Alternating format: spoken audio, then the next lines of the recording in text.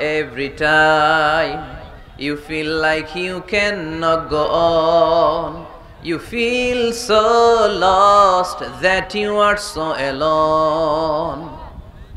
Don't despair and never lose hope, 'cause Allah is always by your side, inshallah. Pardon? Inshallah, inshallah, you'll find your way. Inshallah, inshallah, inshallah, you'll find your way. সকল প্রশংসার মালিককে আল্লাহ, সকল ক্ষমতার উৎসকে আল্লাহ। কেউ যেটা পারে না পারে কে আল্লাহ, কেউ যেটা দেখে না দেখে কে আল্লাহ, কেউ যেটা দেয় না দেয় কে আল্লাহ। সে আল্লাহ তাআলার জন্য আমরা সবাই পড়ব কালিমাতুশ শুকর, আলহামদুলিল্লাহ।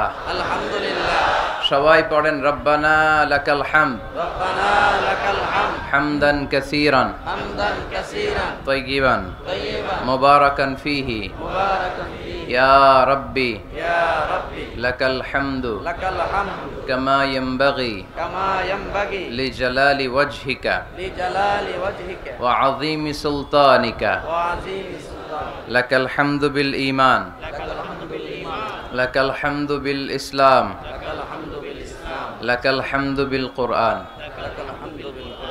আমরা প্রশংসা করলাম কার? আল্লাহ। সব সময় প্রশংসা করব কার? আল্লাহ। আল্লাহর প্রশংসা করলে লাভ না লস? আল্লাহর প্রশংসা করতে আপনাদের ভালো লাগে? যারা আল্লাহর প্রশংসা বেশি বেশি করে আল্লাহ তাআলা তাদের উপর নেয়ামতের বাড়িধারা আরো বাড়িয়ে দেয়। আর যারা শুধু অভিযোগ করে আল্লাহর কাছে তাদেরকে আল্লাহ পছন্দ করে না। আমাদের অনেক অভিযোগ, এইটা নাই ওইটা নাই, আল্লাহ তুমি এইটা দিলা না ওইটা দিলা না, এটা আমি পাইলাম না, এরকম কমপ্লেইন আছে না নাই? এক বছরে কয়দিন না খেয়ে থেকেছেন আপনারা? সারা বছরে অসুস্থ ছিলেন কয়দিন? সারা বছরই সুস্থ ছিলাম, ঠিক কিনা? পুরো বছরই আমাদেরকে রিজিক দিয়ে ধন্য করেছে কে? আল্লাহ। এত সুখে থাকার পরেও ভূতে কিলায়, ঠিক কিনা? আমরা কমপ্লেইন করি আল্লাহ এইটা নাই ওইটা নাই, এইটা চাই ওইটা চাই, এইটা লাগবে ওইটা লাগবে। তো এই জন্য রাসূল সাল্লাল্লাহু আলাইহি ওয়াসাল্লাম বলেছেন উনজুর ইলা মান হুয়া আসফালা মিনকা, তোমার চেয়ে যে নিম্নগামী অবস্থানে আছে তার দিকে তাকায় দেখো যে তুমি কত সুখী, তাই না? তোমার চেয়ে উপরের দিকে যারা আছে তাদের দিকে তাকিও না, নিচের দিকে যারা আছে তাদের দিকে তাকাও। হাসপাতালের বার্ন ইউনিটে যান, আগুনে ঝলসে গিয়েছে যে সমস্ত মানুষের দেহ, তাদেরকে ভর্তি করা হয় হাসপাতালের বার্ন ইউনিটে। ওখানে গেলে দেখবেন যে তারা কিভাবে চিৎকার করে, সারা দেহটা ঝলসে গিয়েছে, জ্বলে পুড়ে ছারখার। রক্তের মধ্যে একটা উপাদান আছে প্লাজমা, এটা ঠান্ডা করে ভিতরে ঢুকাইতে হয়, চিৎকার আর চিৎকার। হাসপাতালে ভর্তি ক্যান্সার রোগীকে দেখে আসেন, আমার তো এইটা লাগবে ওইটা চাই ওইটা চাই। একজন ক্যান্সার রোগী, ওরা জিজ্ঞেস করেন ভাই তুমি কি চাও? কয় কিচ্ছু চাই না, আমি খালি বাঁচতে চাই। আমি অনেক কিছু চাই, কিন্তু ক্যান্সারে আক্রান্ত রোগী কি চায়? একটা চাওয়া, তার এইটা ওইটা, বাড়ি ঘর ধন সম্পত্তি কিচ্ছু লাগবে না, সে শুধু কি চায়? বাঁচতে চায়। এজন্য বেঁচে যে আছি এজন্যই পড়তে হবে আলহামদুলিল্লাহ। মাবুদ তুমি যে বাঁচিয়ে রেখেছো, বেঁচে আছি আলহামদুলিল্লাহ। এজন্য সবসময় আলহামদুলিল্লাহ পড়তে রাজি আছেন তো? কারণ হিউম্যান ডিমান্ডস আর আনলিমিটেড, মানুষের চাহিদার কোনো শেষ নাই। আছে নারী আছে বাড়ি চাই, বাড়ি আছে গাড়ি চাই, এটা আছে ওটা চাই, ওটা আছে সেটা চাই। আল্লাহ রাসূল সাল্লাল্লাহু আলাইহি ওয়াসাল্লাম বললেন ওয়ালাইয়ামলা আফাহু ইল্লা তুরাব, কবরের মাটি তোর মুখে ঢোকার আগ পর্যন্ত তোর এই চাই চাই স্বভাব কোনোদিন থামবে না। লাউ আন্না লিকুল্লি ইবনি আদম ওয়াদিয়ান মিন যাহাব আহাব্বা আন ইয়াকুনা লাহু ওয়াদিয়ান। আল্লাহ রাসূল সাল্লাল্লাহু আলাইহি ওয়াসাল্লাম বললেন বনি আদমের প্রত্যেককে যদি একটা করে জান্নাতের স্বর্ণের পাহাড়ের মালিকও বানিয়ে দেয়া হয়। স্বর্ণের পাহাড় দেখছেন আপনারা? টাঙ্গাইলে আছে নাকি? আমিও দেখি নাই। তো এই স্বর্ণের পাহাড় প্রত্যেককে যদি একটা করে আল্লাহ মালিক বানিয়ে দেয়, তারপরেও আমরা প্রত্যেকে আরেকটা পাহাড়ের মালিক হওয়ার জন্য ট্রাই করব। স্বভাব, আসলে সমস্যাটা কি? স্বভাব। বুঝে শুনে উত্তর করেন তো, একটা স্বর্ণের পাহাড়ের মালিক যদি আমি হই, শুধু আমি না, আমার 14 পুরুষ এটারে বিক্রি করে খেয়েও কি শেষ করতে পারবো? তাইলে আরেকটা স্বর্ণের পাহাড় লাগবে কেন আমার? আল্লাহ রাসূল সাল্লাল্লাহু আলাইহি ওয়াসাল্লাম বললেন, একটা স্বর্ণের পাহাড়ের মালিক হলেও আরেকটা স্বর্ণের পাহাড়ের জন্য মানুষ পাগল হয়ে যাবে। ওয়ালাই ইয়ামলা আফাহু ইল্লা তুরাব। কবরের মাটি যেদিন ওর মুখে না ঢুকবে, ওর এই খাই খাই নাই নাই এই স্বভাব তার বন্ধ হবে না। আমরা ওই অকৃতজ্ঞশীল বান্দাদের অন্তর্ভুক্ত হতে চাই। আমরা সুখে দুঃখে কি পড়ব? আরো জোরে পড়েন, কি পড়ব? শীতকালে কি পড়বেন? গ্রীষ্মকালে? দিনের বেলায়? রাতের বেলায়? খাওয়ার পর? না খেয়ে থাকলেও আমরা সব সময় আলহামদুলিল্লাহ পড়ব।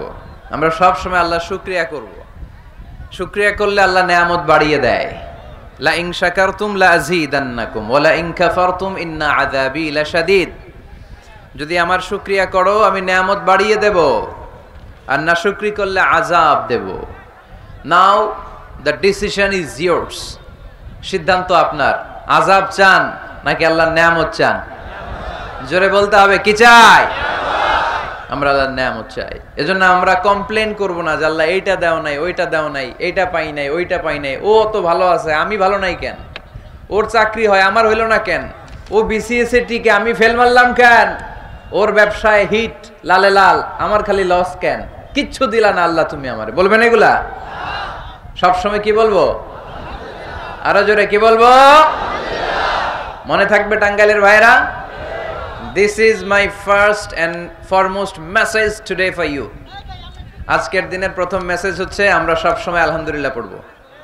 রাজি আছেন? আল্লাহ তুমি কবুল করো। রানিয়াত এলাকাবাসীর উদ্যোগে 3 দিন ব্যাপী দ্বিতীয় বার্ষিক তাফসীরুল কোরআনের প্রোগ্রাম। স্থান হচ্ছে রানিয়াত কারির বাস স্ট্যান্ড, শাইলবাইত। এটা কি গ্রাম? শাইলবাইত, রানিয়াত হচ্ছে গ্রাম। টেংরি গোরস্থানের দক্ষিণে। টেংরি গোরস্থানটা কোন দিকে? আহা, এরাও একটা সময় ছিল এরকম ওয়াজ শুনতে আসতো, তাই না? আজকে নাই, সব শেষ। আমাদের এই শক্তিও থাকবে না। রং ধরা যৌবন জং ধরে শেষ। মরিচিকার পেছনে ছুটছি আমরা পাগলের মতো। ব্যস্ত সবাই, সবাই ব্যস্ত, সুপার বিজি। কেন বিজি নিজেও জানে না। এজন্য এই ব্যস্ততা থামিয়ে আমরা যেন একটু থমকে দাঁড়াই। আমরা যেন ভাবি কেন এই দুনিয়ায় আসলাম। পাগলের মতো এই মরিচিকার দিকে, এই ধোকার দিকে যেন আমরা ছুটে না বেড়াই। মাঝে মাঝে কবরস্থানে যাবেন। আল্লাহ রাসূল সাল্লাল্লাহু আলাইহি ওয়াসাল্লাম বলেছেন, নাহাইতুকুম আন জিয়ারাতিল কবুর আলআনা ফাজুরুহা ফাইন্নাহা তুযাক্কিরুল আখিরা। একটা সময় ছিল যখন আমি তোমাদেরকে কবর জিয়ারত করতে নিষেধ করতাম, বলেছেন মুহাম্মদ সাল্লাল্লাহু আলাইহি ওয়াসাল্লাম। কিন্তু এখন নিষেধাজ্ঞা আমি প্রত্যাহার করে নিলাম। আল্লাহ রাসূল বললেন, এখন আর সমস্যা নাই, এখন যাও, কবরস্থানে যাবে, যে কবরবাসীদের সালাম দিবে, মাইয়িতদের জন্য দোয়া করবে। কি লাভ? ফাইন্নাহা তুযাক্কিরুল আখিরা। কবরে গেলে আখিরাত স্মরণ হয়। স্মরণ হয় না?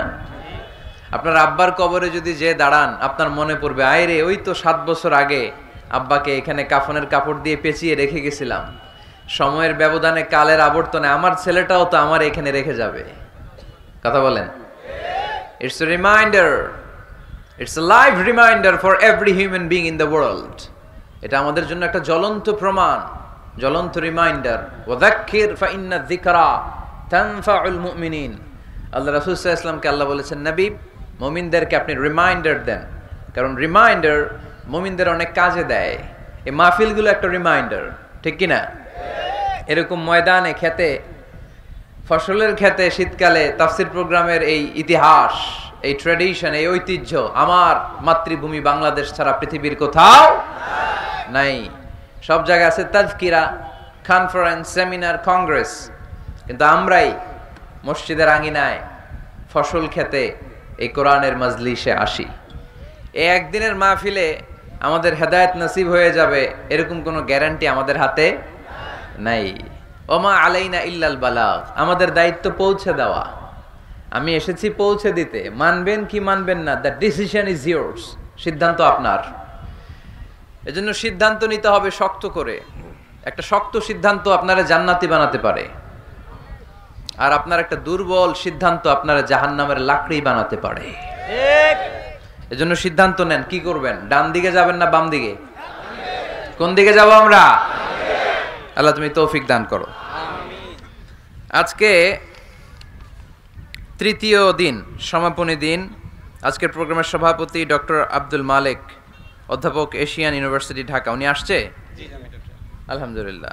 প্রধান অতিথি আলহাজ মোহাম্মদ সারোয়ার আলম খান আবু, চেয়ারম্যান উপজেলা পরিষদ মধুপুর। চেয়ারম্যান সাহেব আসছে? অসুস্থ?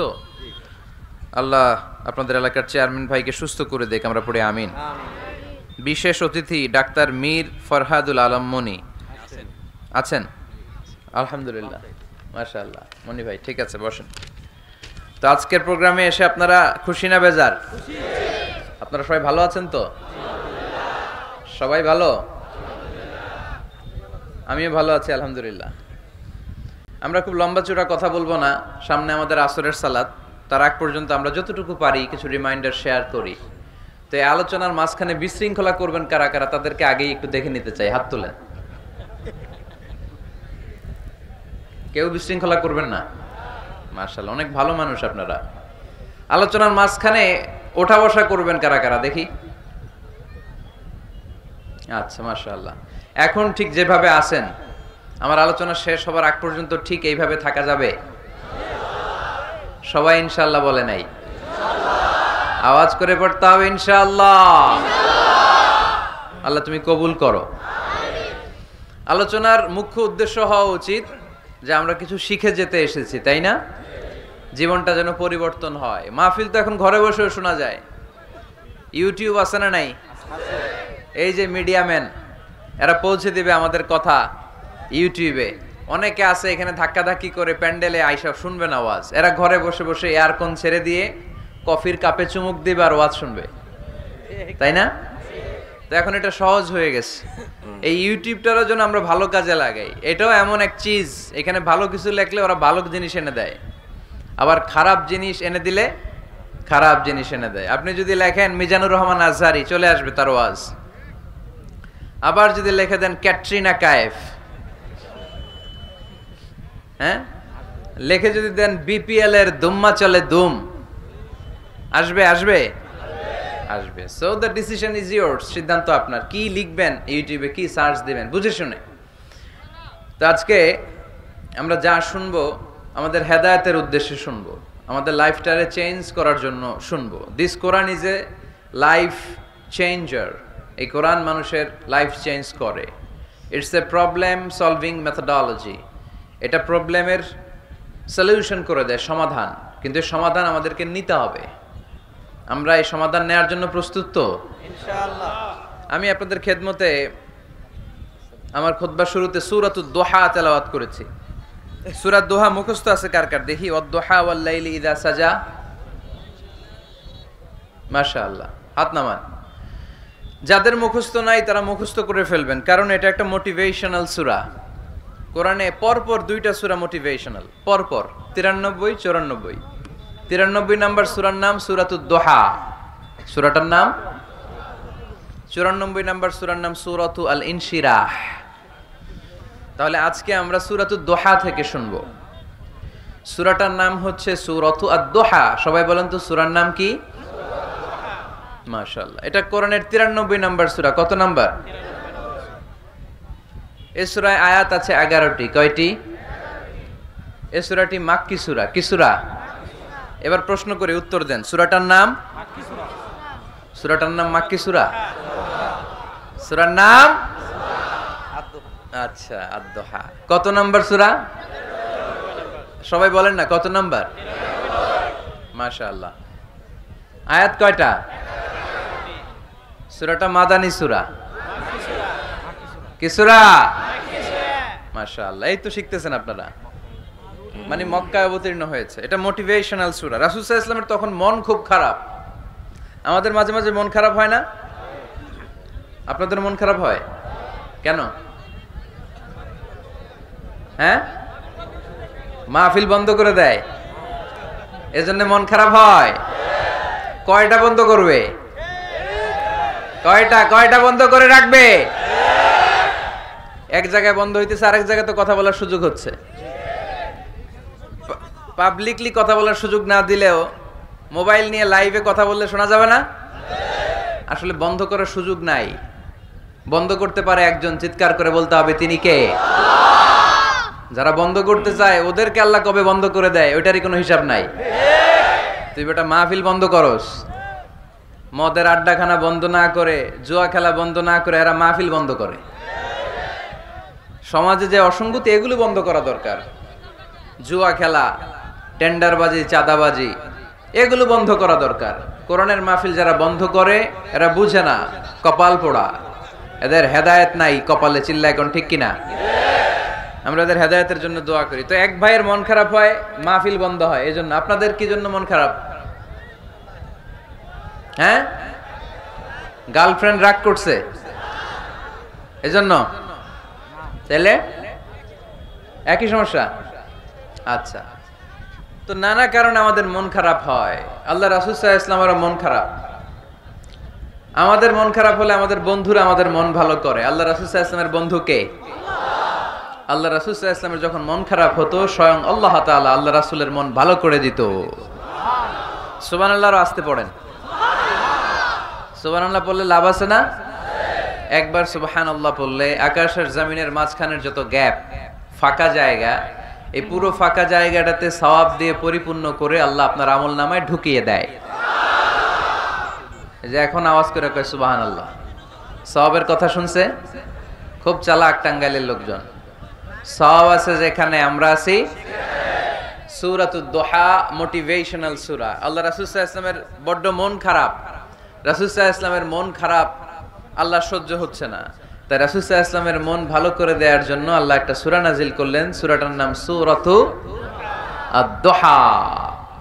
এই সূরার কেন্দ্রীয় আলোচ্য বিষয় হচ্ছে মুমিন কখনো হতাশ হয় না, মুমিন কখনো নিরাশ হয় না, মুমিন কখনো হাল ছেড়ে দেয় না। মুমিন সব সময় ভরসা রাখে একজনের উপর, তিনি কে? আল্লাহ। আমরা কখনো হতাশ হই না, ঠিক কিনা? আমরা কখনো নিরাশ হই না, ঠিক কিনা?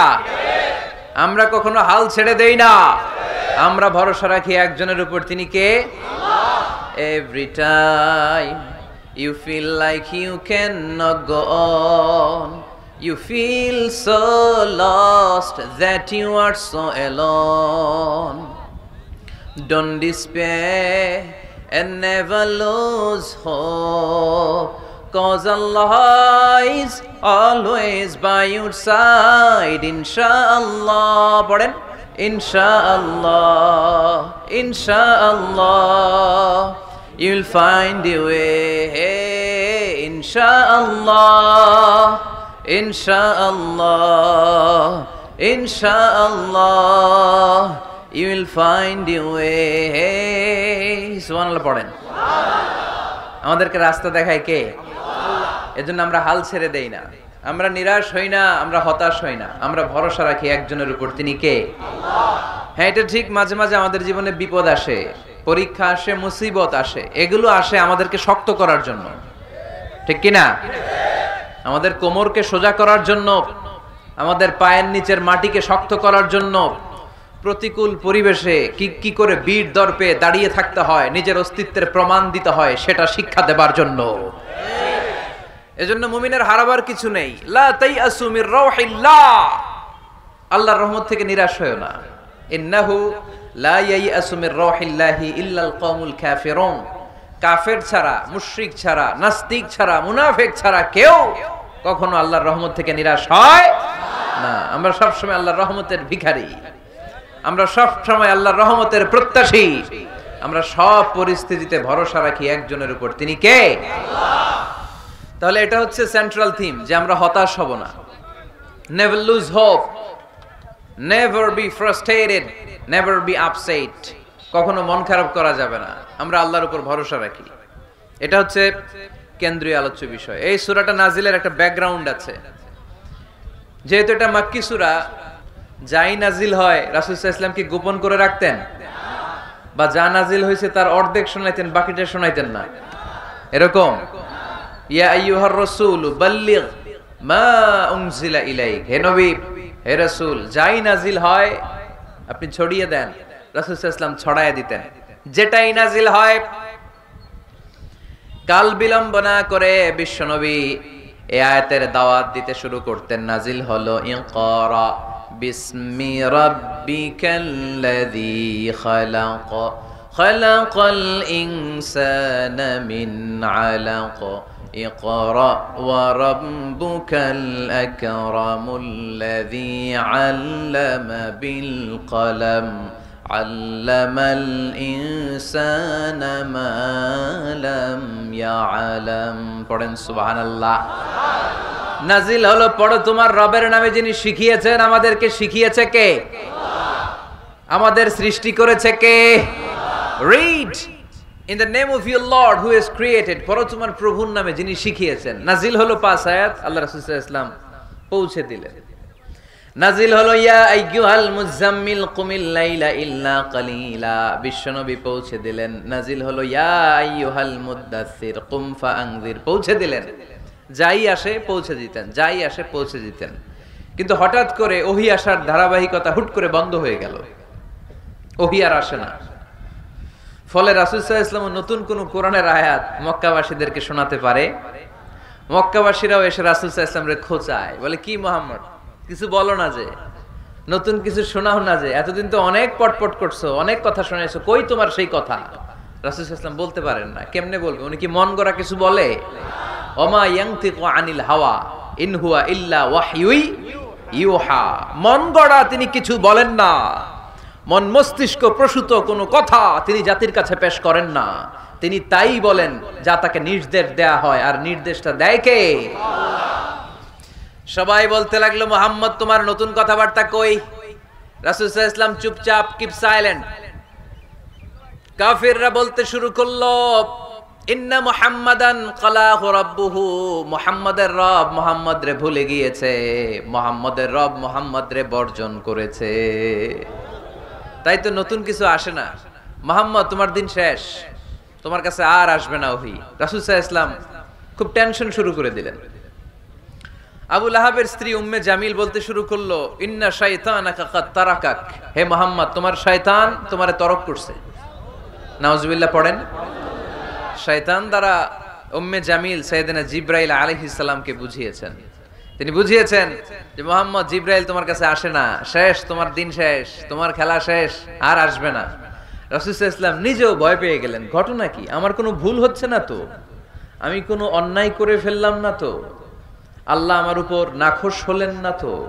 আমরাও মাঝে মাঝে এরকম ফ্রাস্ট্রেশনে ভুগি না? কি রে, আল্লাহ বোধহয় আমারে পছন্দ করে না, এত দোয়া করি, আল্লাহ মনে হয় আমার দোয়া কবুল করে না, আল্লাহ মনে হয় আমারে চায় না, আল্লাহ মনে হয় আমারে ভালোবাসে না। তা না হলে আমার দোয়া কবুল হয় না কেন? আমি এত দুঃখী কেন? রাসূল সাল্লাল্লাহু আলাইহি ওয়াসাল্লাম ঠিক একই টেনশনে পড়লেন, ঠিক একই ডিলেমায় পড়লেন, ঠিক একই পেরেশানিতে ভুগলেন। কি রে, ওহী নাজিল হয় না কেন? আমাকে নিয়ে কাফির মুশরিকরা বেদিনরা ঠাট্টা বিদ্রুপ করে, উপহাস করে, কিন্তু আল্লাহ তাআলা কোনো ওহী নাজিল করে না। ঘটনা কি? আমার ভুল হলো না তো? আমি কোনো অন্যায় করে ফেললাম না তো? আল্লাহ আমার উপর নাখোশ হলেন না তো? টেনশন। রাসূল সাল্লাল্লাহু আলাইহি ওয়াসাল্লাম টেনশনে ভুগছেন। ইন দ্য মিন টাইম আল্লাহ রাসূল সাল্লাল্লাহু আলাইহি ওয়াসাল্লামের টেনশন দূর করে দিয়ে, আল্লাহ রাসূল সাল্লাল্লাহু আলাইহি ওয়াসাল্লামের মন ভালো করে দেওয়ার জন্য এই সূরা দোহা নাজিল করলেন কে? আল্লাহ রাসূল যখন টেনশনে হাবুডুবু খাচ্ছেন, তখনই আল্লাহ নাজিল করলেন ওয়াদ-দুহা ওয়াল-লাইলি ইযা সাজা মা ওয়াদ্দাআকা রাব্বুকা ওয়া মা ক্বালা ওয়ালাল আখিরাতু খায়রুল লাকা মিনাল উলা ওয়ালাসাউফা ইউ'তিকা রাব্বুকা ফাতারদা। সুবহানাল্লাহ পড়েন। আল্লাহ নাজিল করলেন ওয়াদ-দুহা ওয়াল-লাইলি ইযা সাজা। দোহা মানে আলো। দোহা মানে কি? সকালের আলো, প্রভাতের সূর্য কিরণ। আলো মানে আশার আলো, সম্ভাবনার আলো। আলো বললেই মনের মধ্যে একটা সাহস জাগে না? আর অন্ধকার বললেই ভয় লাগে না? আমাদের ছোট্ট বাচ্চারা বাসার ভিতরে অন্ধকার হইলে ভয় পায় না? তার মানে অন্ধকার হচ্ছে ভয়ের প্রতীক আর আলো হচ্ছে আশার প্রতীক। সুবহানাল্লাহ পড়েন। রাসূল সাল্লাল্লাহু আলাইহি ওয়াসাল্লামকে সান্ত্বনা দেওয়ার জন্য আল্লাহ দুইটা শপথ করলেন। চিল্লায় বলতে হবে কয়টা? এক হচ্ছে আলোর শপথ, আরেক হচ্ছে অন্ধকারের শপথ। এক হচ্ছে আরেক হচ্ছে ওয়াদ-দুহা, দোহার শপথ, প্রভাতের সূর্য কিরণের শপথ। ওয়াল-লাইলি ইযা সাজা, নিঝুম নিস্তব্ধ রাতের শপথ। আল্লাহ তাআলা আলো আর অন্ধকারের শপথ দিয়ে মূলত ওহী আশা আর না আশাকে বুঝিয়েছেন। সুবহানাল্লাহ পড়েন। আলোকে আল্লাহ তাআলা ওহীর উপস্থিতির সাথে তুলনা করেছেন, অন্ধকারকে রাব্বুল আলামিন এই সূরার মধ্যে ওহীর অনুপস্থিতিকে বুঝিয়েছেন। আল্লাহ বুঝাতে চাইলেন, নবী আমি আপনারে ভুলি নাই। কেমন করে আমি আপনারে ভুলি? আপনি আমার হাবিব, ঠিক কি না? আপনি আমার খলিল না, আপনি আমার হাবিব। খলিল মানেও বন্ধু, হাবিব মানেও বন্ধু। ইব্রাহিম আলাইহিস সালাম ছিলেন খলিল আর আল্লাহ রাসূল ছিলেন হাবিব। খলিলও বন্ধু, হাবিবও বন্ধু, কিন্তু খলিল মানে এমন বন্ধু যে বন্ধু আল্লাহরে খুশি করার জন্য কাজ করে, আর হাবিব মানে এমন বন্ধু যেই বন্ধুরে খুশি রাখার জন্য আল্লাহ নিজেই কাজ করে। কি কাজ করলেন হাবিবরে খুশি রাখার জন্য? আজকে সব আমরা শুনবো। আল্লাহ বললেন ওয়াদ-দুহা ওয়াল-লাইলি ইযা সাজা, আলোর শপথ, অন্ধকারের শপথ। দোহা মানে আলো, প্রভাতের আলো। আলো দিয়ে আল্লাহ বুঝাইলেন এটা হচ্ছে ওহী। আর ওয়াল-লাইলি ইযা সাজা, রাতের শপথ দিয়ে বুঝালেন এটা ওহীর অনুপস্থিতি। আল্লাহ বুঝাতে চাইলেন, নবী ওহী আসা না আসা দুইটাই আপনার জন্য দরকার। আমি আপনারে ভুলি নাই, আমি আপনারে বর্জন করি নাই, অসম্ভব। আমি আপনার উপর গোসা হই নাই, রাগ হই নাই। আমি ইচ্ছা করেই আপনার একটু বিশ্রামের সুযোগ দেওয়ার জন্য ইচ্ছা করে ওহী পাঠানো বন্ধ রেখেছি। কারণ ওহী রিসিভ করা সাধারণ কোনো বিষয় না। আল্লাহ বলেন ইন্না সানুলকি আলাইকা কওলান সাকিলা, ও নবী এটা একটা ভারী বাণী, এটা শক্তিশালী বাণী, এটা একটা পাওয়ারফুল মেসেজ। এটা যেন তেন কোনো বাণী নয়, কোরআনের বাণীটা কার? সব সময় যদি নবী আমি ওহী পাঠাই আপনার কষ্ট হয়ে যাবে। আমরা সপ্তাহে সরকারি চাকরি যারা করেন 7 দিনে কাজ করেন কয়দিন? হ্যাঁ 5 দিন। ছুটি কয়দিন? তো পুরা সপ্তাহ 7 দিনে যদি কাজ থাকতো করতে পারতেন? কথা বলেন। আবার 7 দিনে যদি ছুটি থাকতো ভাল লাগতো? আল্লাহ বুঝাতে চাইলেন, নবী লাগাতার যদি ওহী নাজিল করি, এটা রিসিভ করা, এই দাওয়াতটা যথাযোগ্য মর্যাদায় পৌঁছে দেয়া, এটা আপনার জন্য কষ্ট হয়ে যাবে। কারণ ওহী এটা সাধারণ কোনো বাণী নয়। এই বাণীটা কার? আল্লাহ রাসূল যখন ঘোড়ার উপরে কিংবা ওটের উপরে থাকা অবস্থায় কোরআনের আয়াত নাজিল হতো ওনার উপর, কোরআনের ভারে, কোরআনের পাওয়ারে ওটের পা গুলো, ঘোড়ার পা গুলো মরুভূমির বালির মধ্যে দেবে যেত। এত পাওয়ারফুল বাণী। লাউ আনজালনা হাযাল কুরআনা আলা জাবাল লা রাআইতাহু খাশিআম মুতাসাদ্দিআম মিন খাশিয়াতিল্লাহ।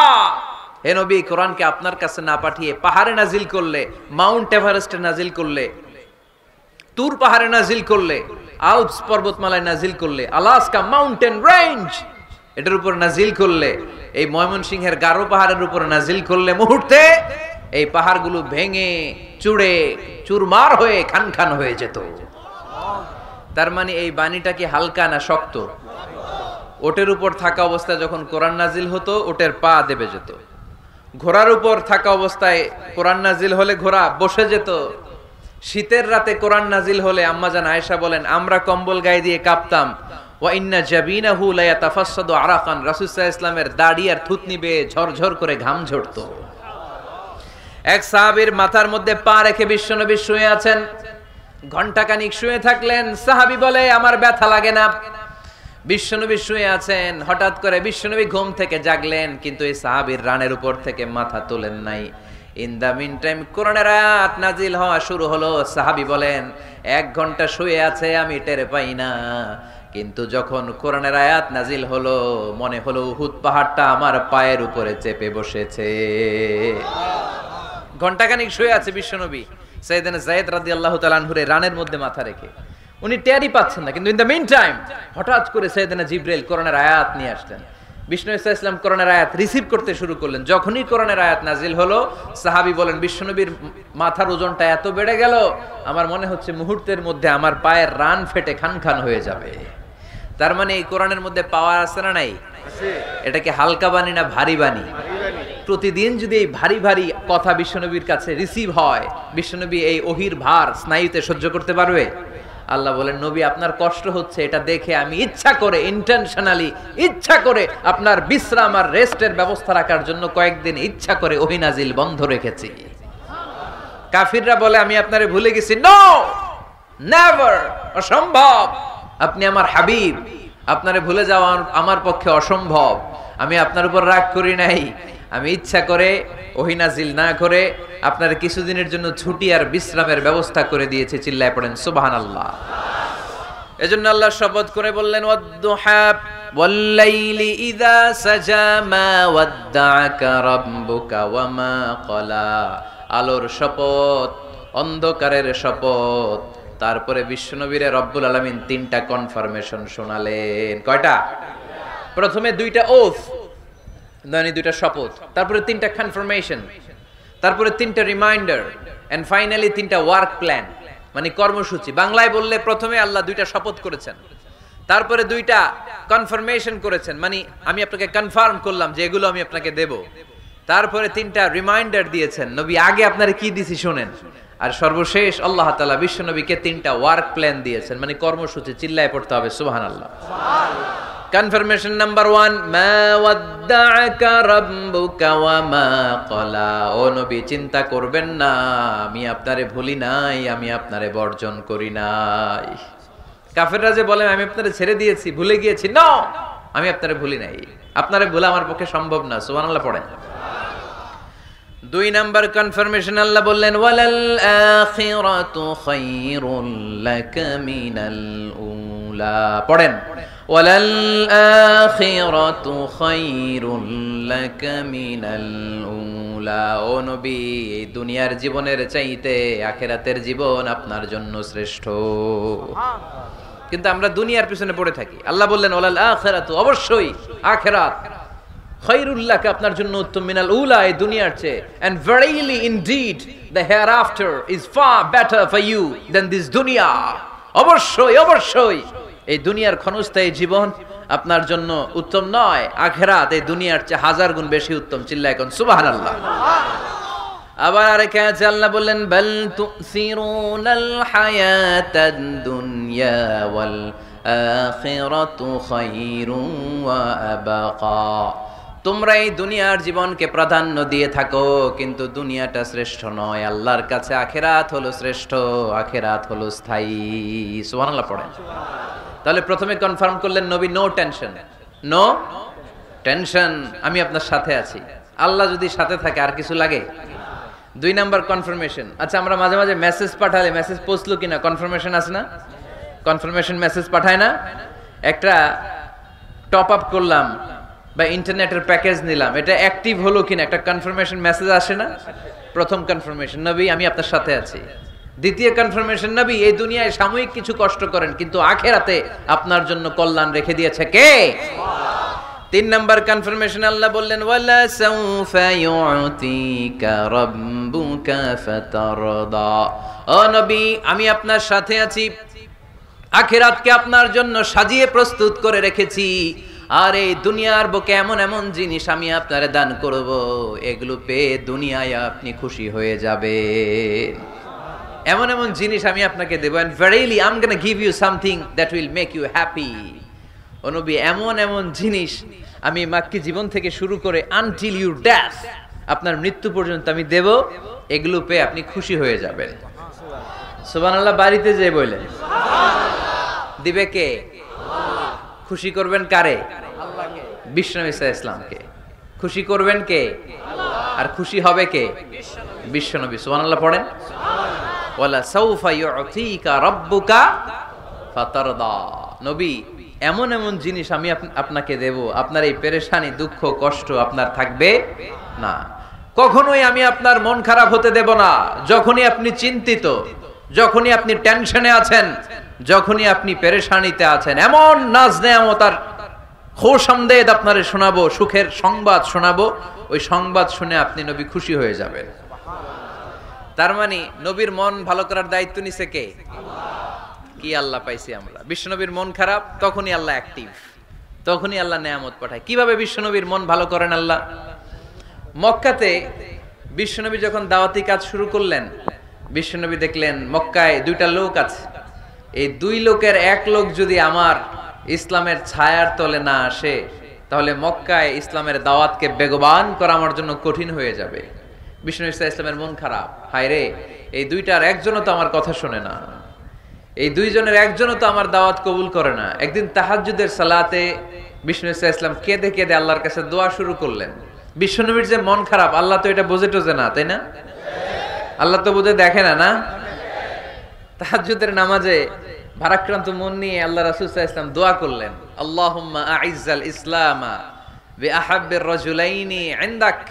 আল্লাহ, মক্কার দুইটা লোকের নাম তোমার কাছে বলবো আজকের তাহাজ্জুদের মুনাজাতে, দুইটা লোকের নাম তোমার কাছে তাহাজ্জুদের ফরিয়াদে আমি উল্লেখ করব। দুইটা লাগবে না, দুইজনের একজনরে দিলেই হবে। আল্লাহ রাসূল দোয়া করলেন, আল্লাহুম্মা আইজ্জাল ইসলাম বিআহাব্বির রাজুলাইনি ইনদাক। আল্লাহ, মক্কার দুইজনের একজনকে আমি চাই, এই দুইজনের যে কোনো একজন যেন কালিমা পড়ে মুসলমান হয়ে যায়। আল্লাহ রাসূল দোয়া করলেন, আল্লাহুম্মা আইজ্জাল ইসলাম বিআহাব্বির রাজুলাইনি ইনদাক বিউমর ইবনুল খাত্তাব আও আবি জাহল ইবনে হিশাম। আল্লাহ, হিশামের বেটা আবু জাহেল এরে দাও, নাইলে খাত্তাবের বেটা ওমর রে দাও। সুবহানাল্লাহ পড়বেন না? কিন্তু আল্লাহ রাসূলের দোয়া কবুল হয় না। আল্লাহ রাসূল অপেক্ষা করছেন। ইন দা মিন টাইম সাফা পাহাড়ের পাদদেশে আরকাম ইবনে দারিল আরকামের ঘরে বিশ্বনবী বসে বসে কোরআনের দাওয়াত লুকিয়ে লুকিয়ে দিচ্ছিলেন। সাইয়েদনা ওমর ফারুক তখনও কালিমা পড়েন নাই। তিনি বিশাল একটা নাঙ্গা তলোয়ার নিয়ে বিশ্বনবীকে আক্রমণ করার জন্য যখন দারুল আরকামের ঘরের দিকে ছুটে আসছেন, সাহাবারা বলতে শুরু করলো, নবী আপনি ওই দরজা দিয়ে তাড়াতাড়ি মুহূর্তেই পালিয়ে যান, ওমরে ফারুক তলোয়ার নিয়ে আপনার সামনে চলে এলে রক্ষা নাই। আল্লাহ রাসূল বললেন, তোমরা সরব, দরজাটা খুলে দাও, ওমরকে আমার সামনে তাড়াতাড়ি চলে আসতে দাও। আমার মনে হচ্ছে ওই যে তাহাজ্জুদের জায়নামাজে বসে চোখের পানি ছেড়ে আল্লাহর কাছে যে ওই দিন রাতে দোয়া করেছি, আজকে আমার দোয়াটা কবুল হতে চলেছে। আমার তো মনে হচ্ছে আমার দোয়াটা কবুল হতে চলেছে, সরে যাও। হামজা ইবনে আব্দুল মুত্তালিব চাচারে সরায় দিলেন। সাইয়েদনা ওমর ফারুক তলোয়ার নিয়ে এসে বিশ্বনবীর নূরানি চেহারার দিকে তাকিয়ে মুহূর্তেই কুপকাত হয়ে গেলেন। তলোয়ারটা বিশ্বনবীর সামনে রেখে দিয়ে বললেন, আশহাদু আল্লা ইলাহা ইল্লাল্লাহ ওয়া আশহাদু আন্না মুহাম্মাদান আবদুহু ওয়া রাসূলুহু। আমি সাক্ষ্য দিলাম আল্লাহ ছাড়া কোনো ইলাহ নাই, আপনি মুহাম্মদ আল্লাহর রাসূল। বিশ্বনবীর মন খুশি হয়ে গেল। ওয়ালা সাউফা ইউতিকা রাব্বুকা ফাতারদা। নবী হে, অচিরে এমন এমন জিনিস আমি আপনারে দেব, আপনি পাবেন আর খুশি হবেন, পাবেন আর খুশি হবেন। আপনার মন খারাপ, আমি আল্লাহ নিজ দায়িত্বে মন ভালো করে দেব। পড়েন সুবহানাল্লাহ। সাইয়েদনা ওমর ফারুক মুসলমান হয়ে গেলেন। এবার আবু জাহেল, উতবা, শাইবা, ওয়ালিদ ইবনে মুগিরা এদের টনক নড়ে উঠল। কারণ ওমর ফারুকের মতো শক্তিশালী লোক মক্কায় দ্বিতীয়টা ছিল। উনি বললেন, ইয়া রাসূলুল্লাহ, আপনি কি সত্য নবী না? আল্লাহ রাসূল বললেন, হ্যাঁ সত্য নবী। এই কোরআন কি সত্য না? সত্য। ইসলাম কি সত্য ধর্ম নয়? এটাও সত্য। ওমরে ফারুক বললেন, ফা ফিমাল ইখতিফা, তাহলে লুকায় লুকায় কেন? তাহলে সাফা পাহাড়ের পাদদেশে আরকাম ইবনে আবিল আরকামের ঘরের ভেতরে অন্ধকার কূপে দাঁড়িয়ে কোরআনের তেলাওয়াত কেন? ময়দানে নেমে পড়েন, আমি ওমর আছি, দেখি কে কি করবে। রাসূল সাল্লাল্লাহু আলাইহি ওয়াসাল্লাম বললেন, না, এটা মাক্কি জীবন, ধীরে সুস্থে দাওয়াতি কাজ করো, ওমর ফারুকও ছাড়বে না। বললেন, ইয়া রাসূলুল্লাহ, একটা মিছিলের অনুমতি দেন। আল্লাহ রাসূল বললেন, যাও মিছিল দাও। ওমর ফারুক দুইটা লাইন করলেন, মোট খুঁজে পেলেন 11 জন। সুবহানাল্লাহ পড়েন।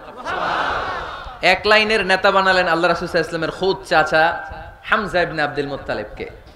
আর আরেক লাইনে উনি দাঁড়ালেন, 6 জন 6 জন 12 জন, উনি সহ 12 জন, 12 জনের মিছিল। সুবহানাল্লাহ পড়বেন না? তো মিছিলের সামনে দাঁড়িয়ে উনি একটা ছোট্ট এক বাক্যের ভাষণ দিলেন। উনি বললেন, মান আরাদা আন তাসকুলা উম্মু ইয়াতামা ওয়ালাদু তারমিলা যাওজাতুহু ফালিয়াসুদ্দানি। এই মক্কার নেতা খেতারা, কে আছো? কে চাও মায়ের বুককে খালি করতে? কে চাও সন্তানগুলোরে ইয়াতিম বানাতে? কে চাও তোমার স্ত্রীকে বিধবা বানাতে? সামনে আসো, পারলে আমি ওমর রে ঠেকাও। ওমরে ফারুক দাঁড়ালেন, দাঁড়িয়ে তাকবীর শুরু করলেন, আল্লাহু আকবার, আল্লাহু আকবার, আল্লাহু আকবার। এক একটা স্লোগানে মক্কার মরুজমিন সেদিন থারথার করে কেঁপেছে। ইতিহাস সাক্ষী, আবু জাহেল, উতবা, শাইবা এই আল্লাহু আকবার স্লোগান আর শুনে নাই।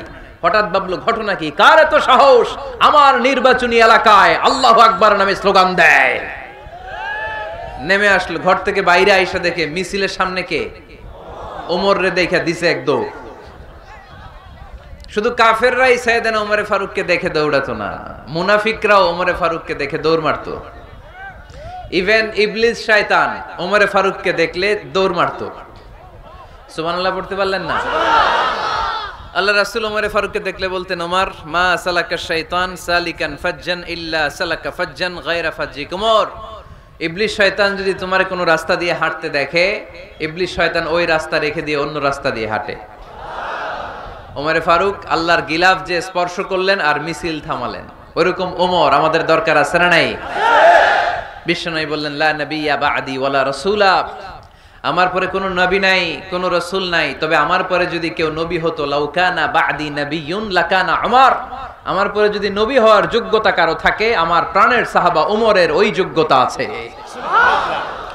প্রভু তুমি বলেছো রাসূল দেবে না, বলনি দেবে না ওমর, বলনি দেবে না হামজা তারিক, খালিদ বিজয় সমর। প্রভু তুমি বলেছো রাসূল দেবে না, বলনি দেবে না ওমর, বলনি দেবে না হামজা তারিক, খালিদ বিজয় সমর। প্রভু তুমি বলেছো রাসূল দেবে না। সুবহানাল্লাহ পড়েন। ওইরকম একটা ওমর হইলে আমাদের জন্য এনাফ। ওই একটা ওমরের অপেক্ষায় বসে আছে গোটা মুসলিম উম্মাহ, চিল্লায় বলো ঠিক কি না? ওমরে ফারুক কালিমা পড়ে মুসলমান হয়ে গেলেন, বিশ্বনবী খুশি হয়ে গেলেন। ওয়ালা সাউফা ইউতিকা রাব্বুকা, আল্লাহ বললেন নবী, যখনই আপনার মন খারাপ, যখনই আপনি পেরেশানিতে ভুগবেন, যখনই আপনি টেনশন করবেন, তখনই আপনার মন ভালো করে দিবে কে? আল্লাহর ঘোষণা, and verily Allah gonna give you something that will make you happy, এমন জিনিস আমি দেব, আপনি খুশি হয়ে যাবেন। সুবহানাল্লাহ। আল্লাহ রাসূল সাল্লাল্লাহু আলাইহি ওয়াসাল্লাম দাওয়াত দিতে দিতে তায়েফ চলে গেলেন। তায়েফ নাম শুনেছেন? মক্কা থেকে 80 মাইল দূরে। আমি গিয়েছি কয়েকবার। ঠান্ডা এলাকা, 6000 ফিট উঁচু, মেঘ নেমে আসে। তায়েফে গেলে কেউ বিশ্বাসই করবে না এটা সৌদি আরবের অংশ। বৃষ্টি হয়, কি হয়? চাষাবাদ হয়, অনেক ফলমূল আর শাকসবজি পাওয়া যায়। আল্লাহ রাসূল সাল্লাল্লাহু আলাইহি ওয়াসাল্লাম 80 মাইলের মরুর পথ পাড়ি দিলেন। আমাদের মতো প্রাইভেট কারে চড়ে গেছিলেন, তাই না? আহা, এই লম্বা মরুর পথ, তপ্ত মরুভূমি, সূর্যের প্রচন্ড তাপ উপেক্ষা করে তায়েফে গেছিলেন জমির মামলার মীমাংসা করতে। কি করতে? তায়েফবাসীদেরকে দাওয়াত দেওয়ার জন্য। আল্লাহ রাসূলের নিজের কোনো স্বার্থ ছিল? কথা কয় না। তায়েফবাসীদেরকে জাহান্নামের আগুন থেকে বাঁচানোর জন্য, তায়েফবাসীরা যাতে মাইন না খায়। আহা, কি নবী ছিল সে! কোন বন্ধু বলো বেশি বিশ্বস্ত, সে কোন বন্ধু বলো বড় বিশ্বস্ত, কার কাছে মন খুলে দেয়া যায়, কার কাছে প্রাণ খুলে বলা যায়, হওয়া যায় অতি আশ্বস্ত। তার নাম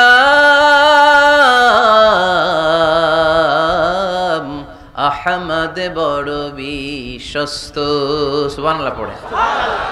কি দিল দরিয়া নবী ছিলেন, রাহমাতাল লিল আলামিন। I have sent you as a mercy for the entire universe. নবী হে, আমি আপনাকে গোটা বিশ্বের জন্য রহমত করে প্রেরণ করেছি। কোন সুবহানাল্লাহ। রহমতের নবী, দয়ার নবী, দাওয়াত দেওয়ার জন্য 80 মাইলের লম্বা মরুর পথ পাড়ি দিয়ে তায়েফের ময়দানে যখন ছুটে যায়, তায়েফের ছেলেরা বিশ্বনবীর দাওয়াত তো কবুল করেই নাই, বরং বিশ্বনবীর অপমান করেছে, বিশ্বনবীকে লাঞ্ছিত করেছে, বিশ্বনবীর সাথে মারপিট করেছে, বিশ্বনবীর গায়ে পাথর মেরেছে। এই সুশ্রী দেহটা বেয়ে বেয়ে ঝরে ঝরে বিশ্বনবীর গা থেকে টপ টপ করে তায়েফের জমিনে তাজা লাল খুন ঝরেছে। গিয়েছে তায়েফবাসীদের বাঁচানোর জন্য, নিজের কোনো স্বার্থ নাই। তায়েফবাসীরা যেন জাহান্নামের আগুনে না জ্বলে, কিন্তু তায়েফবাসীরা বিশ্বনবীর আঘাত করেছে। তিনটা জায়গায় আমি দেখে এসেছি, জায়গাগুলা তিনটা জায়গায় বিশ্বনবীকে আহত করা হয়েছে। খেয়ে না খেয়ে দিন প্রচারের কাজে নিজেকে দিয়েছ বিলিয়ে, তায়েফের কাফিরেরা চিনল না সে আলো, দুষ্ট ছেলেদের পিছু দিল লেলিয়ে। পাথরের আঘাতে ক্ষত বিক্ষত হয়ে সারা শরীর থেকে রক্ত ঝরে। হে রাসূল তোমাকে ভুলি আমি কেমন করে, হে রাসূল তোমাকে ভুলি আমি কেমন করে। হাজার ব্যথা বেদনার পরে ফিরে আসনি তুমি আপন ঘরে, দিনের আলো তুমি ছড়িয়ে দিতে চলে গেলে মদিনায় মক্কা ছেড়ে। হে রাসূল তোমাকে ভুলি আমি কেমন করে, হে রাসূল তোমাকে ভুলি আমি কেমন করে। পড়েন আল্লাহু আকবার।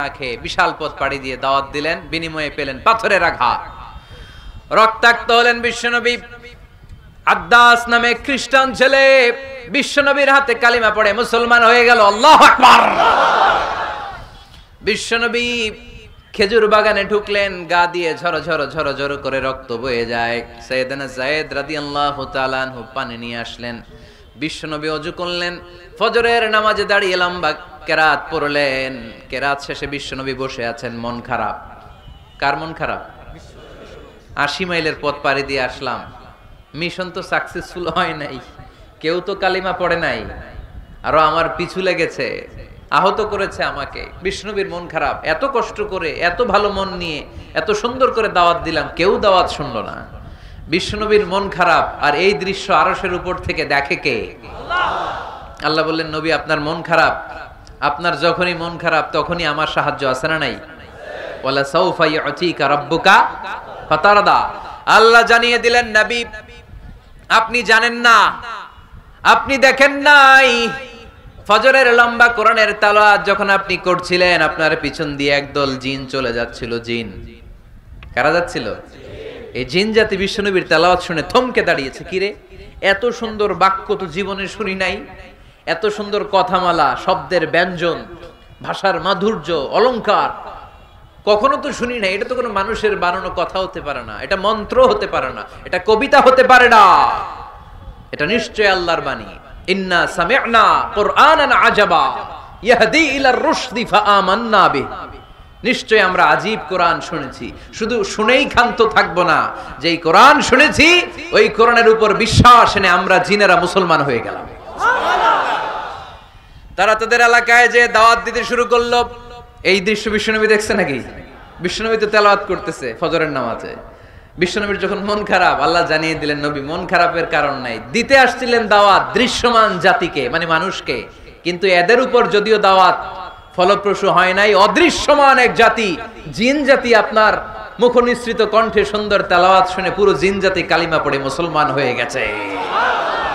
ওয়ালা সাউফা ইউতিকা রাব্বুকা ফাতারদা। নবী যেখানেই আপনি পেরেশান, যেখানে আপনার মন খারাপ, ওখানেই মন ভালো করে দিবে কে? আল্লাহ রাসূল সাল্লাল্লাহু আলাইহি ওয়াসাল্লামের প্রিয়তমা স্ত্রী খাদিজাতুল কুবরা আত-তাহিরা রাদিয়াল্লাহু তাআলা আনহা ইন্তেকাল করলেন। রাসূল সাল্লাল্লাহু আলাইহি ওয়াসাল্লামের হৃদয়টা ভেঙে খান খান হয়ে গেল। চাচা আবু তালেব ইন্তেকাল করলেন, হৃদয়টা ভেঙে খান খান হয়ে গেল। চারদিক থেকে শত্রুতা বাড়তে শুরু করলো, কোনো দিক থেকে সাহায্য নাই।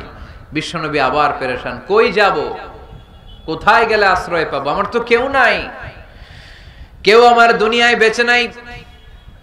প্রাণাধিক প্রিয় স্ত্রী খাদিজাতুল কুবরা দুনিয়া ছেড়ে বিদায় নিল। যেই চাচা আমারে শেল্টার দিয়ে রাখতো কাফেরদের হাত থেকে, চাচাও চলে গেল, এখন আমি কই যাব? আল্লাহ বললেন, কই যাবেন? জায়গা পান না, আমার আরশে চলে আসেন, আমার আরশে চলে আসেন। সুবহানাল্লাযী আসরা বিআবদিহি লাইলাম মিনাল মাসজিদিল হারামি ইলাল মাসজিদিল আকসা। সুবহানাল্লাহ পড়েন। সুবহানাল্লাহ। সাইয়েদনা জিবরাইলকে দিয়ে আল্লাহ সারপ্রাইজ দিলেন তার নবীকে। কি দিলেন? সারপ্রাইজ শব্দটার সাথে পরিচিত না আমরা? হঠাৎ করে কাউকে এমন কিছু দেখালাম বা দিলাম সে কল্পনাও করে নাই। সাইয়েদনা জিবরাইল মারফত আল্লাহ তাআলা তার প্রিয় হাবিবকে সারপ্রাইজ দিলেন। তিনি তার চাচাতো বোনের ঘরে শুয়েছিলেন, হঠাৎ করে সাইয়েদনা জিবরাইল ঘরের ছাদকে উঠিয়ে ফেললেন, বিশ্বনবীকে শাঁ করে নিয়ে হাতিমে শুইয়ে দিলেন, গলার এখান থেকে নাভি পর্যন্ত ছিঁড়ে ফেললেন। এটাকে বলে ওপেন হার্ট সার্জারি, শাক্কে সাদার, সিনা চাক করলেন। আল্লাহ রাসূলের হৃদয়ে বের করে জামজামের পানি দিয়ে ধৌত করলেন। হৃদয়ে নূর, ঈমান, হিকমা, প্রজ্ঞা দিয়ে হৃদয়টারে আবার পরিপূর্ণ করলেন, আবার সেলাই করে দিলেন। তারপরে সরাসরি এখান থেকে বাইতুল মাকদাস, ওখান থেকে আল্লাহর আরশে নিয়ে গেলেন। আল্লাহ সাউফা ইউতিকা রাব্বুকা ফাতারদা। নবী, এমন এমন জিনিস আমি আপনারে দেব, আপনি তো নিয়ে কুল পাবেন না। যখনই আপনার মন খারাপ, তখনই আমার দেয়া নেয়ামত আপনার জন্য আছে না নেই? মেরাজে চলে গেলেন, রবের সাথে সাক্ষাৎ করে দুনিয়ায় আসলেন। আসার পরে মক্কার লোকেরা আবার বিশ্বনবীকে হত্যার ষড়যন্ত্র শুরু করে দিল। বিশ্বনবী ডানে যাওয়ার জায়গা পায় না, বায়ে যাওয়ার জায়গা পায় না, সামনেও যেতে পারে না, পেছনেও যেতে পারে না। আল্লাহ বললেন, নবী এই এলাকায় আর থাকার দরকার নাই, আপনি মদিনায় চলে যান। তবা তয়বা মদিনাতুন নবী, পবিত্র শহর, যে শহরের মাটিতে বরকত, যে শহরের বালুতে বরকত। চিল্লায় পড়েন সুবহানাল্লাহ। বিশ্বনবী আল্লাহ তাআলার আদেশে এই কষ্টকর পরিস্থিতি থেকে উত্তরণের জন্য মক্কা থেকে মদিনায় গেলেন। মদিনায় যাওয়ার সাথে সাথে লোকজন গাইতে শুরু করলো, তালাআল বাদরু আলাইনা মিন সানিয়াতিল ওয়াদা ওয়াজাবা শুকরু আলাইনা মাদআ লিল্লাহি দা আইয়ুহাল مبعوث فينا جئت من أمر المطاع جئت شرفت المدينة مرحبا يا خير دا সবাই পড়েন, طلع البدر علينا من ثنيات الوداع وجب الشكر علينا ما دعا لله دا সুবহানাল্লাহ পড়েন। মক্কায় অত্যাচার, মক্কা থেকে গেলেন, সবাই ফুল নিয়ে দাঁড়ায় আছে আর পড়তে আরম্ভ করছে, তালা আল বদরু আলাইনা। আবাল বৃদ্ধ বনিতা, মদিনার ছোট বড় মাঝারি নারী পুরুষ কেউ বাদ যায় নাই, সবাই বিষ্ণু ঈসা ইসলামকে ওয়েলকামিং রিসেপশন দেওয়ার জন্য চলে এসেছে। এই দৃশ্য দেখে বিশ্বনবীর মন খারাপ ছিল, আবার মন ভালো হয়ে গেল। এজন্য আল্লাহ বললেন, ওয়াদ-দুহা ওয়াল-লাইলি ইযা সাজা মা ওয়াদ্দাআকা রাব্বুকা ওয়া মা ক্বালা ওয়ালাল আখিরাতু খায়রুল লাকা মিনাল উলা ওয়ালাসাউফা ইউতিকা রাব্বুকা ফাতারদা। সুবহানাল্লাহ পড়েন আওয়াজ করে, আল্লাহ সাউফা ইউতিকা রাব্বুকা ফাতারদা। এ নবী, এমন এমন জিনিস দিব আপনি খুশি হয়ে যাবেন, খুশি হয়ে যাবেন। মদিনাতে যে আল্লাহ রাসূল সাল্লাল্লাহু আলাইহি ওয়াসাল্লাম মসজিদে নববী প্রতিষ্ঠা করলেন, আল্লাহ তাআলা কিবলা চেঞ্জ করে দিলেন। আগে পড়তো মক্কার দিকে নামাজ, এখন পড়ে ফিলিস্তিনের দিকে নামাজ। 16 থেকে 17 মাস রাসূল সাল্লাল্লাহু আলাইহি ওয়াসাল্লাম ফিলিস্তিনের দিকে, মানে ইহুদিরা যে দিকে নামাজ পড়ে ওই দিকে হয়ে নামাজ পড়লেন। কারণ আদেশটা কার? আল্লাহ। জোরে বলেন সবাই, আদেশটা কার? আল্লাহ। কিন্তু নবীর মন মানে না, নবীর মনে বড্ড আশা, আমার জন্মস্থান, আমার প্রিয় শহর মক্কার কাবা ঘরের দিকে যদি আমি সেজদা দিতে পারতাম আমার বড্ড ভালো লাগতো। কারণ কাবা আমার জন্মস্থান, মক্কা আমার জন্মস্থান, আমার বংশের গোড়া, আমার আদি পিতা ইসমাইল ইব্রাহিম এই কাবা ঘর নির্মাণ করেছে। তাই প্রত্যেকটা নামাজের পরে বিশ্বনবী আকাশের দিকে তাকায়, মনে মনে ভাবে কাবা যদি চেঞ্জ হয়ে যেত, কিবলা যদি আল্লাহ পরিবর্তন করে দিত কতই না ভালো হতো। নামাজ শেষে বিশ্বনবী দুঃখ নিয়ে উপরে তাকায়, আল্লাহ তো আর দেখে টেকে না, তাই না? দেখে দেখে আল্লাহ বলে কাদ নারা তাকাল্লুবা ওয়াজহিকা ফিস সামাই। ও নবী, আপনি যে আকাশের দিকে তাকিয়ে মন খারাপ করে মনে মনে বিড়বিড় বিড়বিড় করে কি কি বলেন, সব আমি জানি, সব আমি দেখি। ফাওয়াল্লি ওয়াজহাকা শাতরাল মসজিদিল হারাম। আর দেরি নয়, আর কাল বিলম্ব নয়, যেখানে ফিরে আপনার সেজদা দিতে মনে চায় আজ থেকে ওই কাবার দিকে আপনার কিবলা আমি মুহূর্তেই পরিবর্তন করে দিলাম গো নবী। নবীর যেটা মন চাইতেছে আল্লাহ ওইটাই দিতেছে। সুবহানাল্লাহ পড়েন। এজন্যই বলেছি খালিল মানে এমন বন্ধু যেই বন্ধু আল্লাহরে খুশি করার জন্য কাজ করে, আর হাবিব মানে এমন বন্ধু যেই বন্ধুরে খুশি করার জন্য আল্লাহ নিজেই কাজ করে। কোন সুবহানাল্লাহ। ফাওয়াল্লি ওয়াজহাকা শাতরাল মসজিদিল হারাম। মসজিদে হারামের দিকে মুখ ঘুরান নবী, মুখ ঘুরান। আপনার দুঃখ আমার সহ্য হয় না, যেদিকে আপনার নামাজ পড়তে মনে চায় ওই কাবার দিকেই পড়েন। চিল্লায় কোন সুবহানাল্লাহ। এভাবে যত জায়গায় নবী চিন্তিত, নবীর চিন্তা দূর করে দিছে কে? আল্লাহ রাসূল এই কোরআন থেকে জানতে পারলেন আগের নবীরা হায়াত পেয়েছে 1000 বছর, 2000 বছর। আগের নবীর উম্মতেরা হায়াত পেয়েছে 800 বছর, 1200 বছর। আমাদের নবী পৃথিবীতে বেঁচে ছিলেন কয় বছর? সবাই বলেন। এবং সুনানে তিরমিজির হাদিস, আল্লাহ রাসূল সাল্লাল্লাহু আলাইহি ওয়াসাল্লাম বলেছেন আমারু উম্মতি মা বাইনা আস-সিত্তিন ইলা 70। আমার উম্মতের গড় বয়স হবে 60 থেকে 70। ওয়া আকাল্লুহুম মা ইয়াজুজু যালিক। এর চেয়ে বেশি হায়াত পাবে হাতে গোনা অল্প কয়েকজন। বেশিরভাগই 60-70 এর মধ্যে মরে শেষ। ঠিক কি না? এখন আমাদের সমাজের কি অবস্থা? এটাই তো। আপনাদের টাঙ্গাইলের কি অবস্থা? কত কত বাঁচে? 100 বয়স হয়েছে এরকম কে কে আছেন দেখি? টাঙ্গাইল ওই যে একজন হাত তুলছে, যুবক হাত তুলছে, মানে বুঝাইতে চাইছে হুজুর দোয়া করেন 100 বছর বাঁচতে চাই। আচ্ছা 80 বছর কার আছে দেখি? 80 পাওয়া যাবে বোধহয় দুই একটা। ওই যে মাশাআল্লাহ মাশাআল্লাহ মাশাআল্লাহ, এই চাচারা আছে, আল্লাহ কবুল করুক, আল্লাহ আরো হায়াত বাড়ায় দেখ। 50 আছেন কে কে দেখি? 50? অনেক অনেক, হাত নামান হাত নামান। অনেক হায়াত পেয়েছেন আপনারা, আল্লাহ আরো হায়াত দেখ, আরো হায়াত দাস করুক পরি আমিন। আমার উম্মতি মা বাইনা 60 ইলা 70। আমার উম্মতের গড় বয়স হবে 60 থেকে। এই কথা শোনার পরে বিশ্বনবী আবার কাঁদতে শুরু করলেন, কারণ বিশ্বনবীর টেনশন হচ্ছে আগের উম্মতেরা হায়াত পাইছে বেশি, ইবাদত করছেও। আমার উম্মত হায়াত পাইছে কম, ইবাদতের সুযোগও। হায়রে আমার উম্মতের কি হবে, আমার উম্মতের কি হবে? এই নবী তো এমন নবী, সব নবীকে আল্লাহ একটা দোয়া করার সুযোগ দিয়েছিলেন, যে দোয়াটা করা মাত্রই কবুল। এটাকে আরবিতে বলে দাওয়া মুস্তাজাবা। লিকুল্লি নবিয়িন দাওয়া মুস্তাজাবা। সব নবীকে আল্লাহ একটা করে দোয়া করার সুযোগ দিয়েছে, আর এই দোয়াটা করা মাত্রই কবুল। আর সব নবীরা দুনিয়াতেই ওই দোয়া করে ফেলেছে। আল্লাহ রাসূল সাল্লাল্লাহু আলাইহি ওয়াসাল্লাম বলেছেন ওয়া ইন্নী আখতাবিউ দাওয়াতি শাফাআতান লি উম্মতি ইয়াউমাল কিয়ামা। ওই দোয়াটা আমি দুনিয়ায় করি নাই, ওই দোয়াটা আমি তোমাদের জন্য কিয়ামতের ময়দানে যাতে তোমাদেরকে সুপারিশ করে জান্নাতে ঢুকাতে পারি ওই জন্য রেখে দিয়েছি। আহা, কত কষ্টে বিষ্ণু ঈসা ইসলাম ছিলেন, খাবার ছিল না, পেটে পাথর বেঁধেছেন।